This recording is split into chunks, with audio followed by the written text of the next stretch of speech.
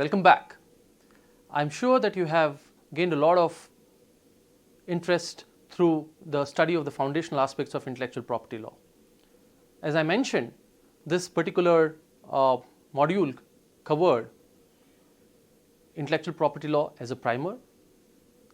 Then you went through the historical and universal origins of intellectual property. You looked into the theoretical justifications for intellectual property, and also finally the economic dimensions of intellectual property law and the economic linkages with IP.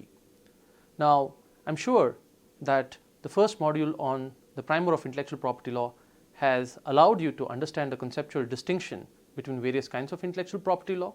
It has also allowed you to understand the structure and the property dynamics involving intellectual property and how both rights and remedies complement the IP system.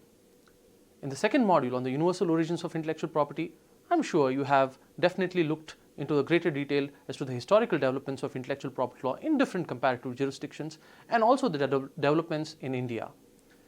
In the third module, you have looked into the theoretical justifications for intellectual property.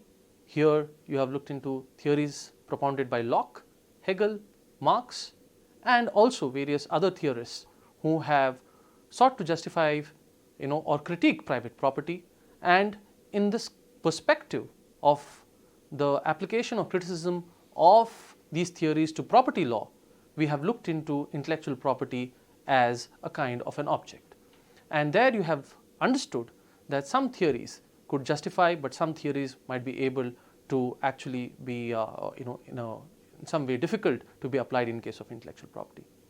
Finally, in the fourth module, you have looked into the economic linkages, and I'm sure you have deeply understood how the right to exclude and various dimensions involving intellectual property, both in its micro and macro forms, are important in the study of intellectual property, because IP is ultimately a public good, but for the reason that without providing such intellectual property protection, you would not have the amount of knowledge that is going to be created in the marketplace. So thank you one and all. I look forward to seeing you in week 2.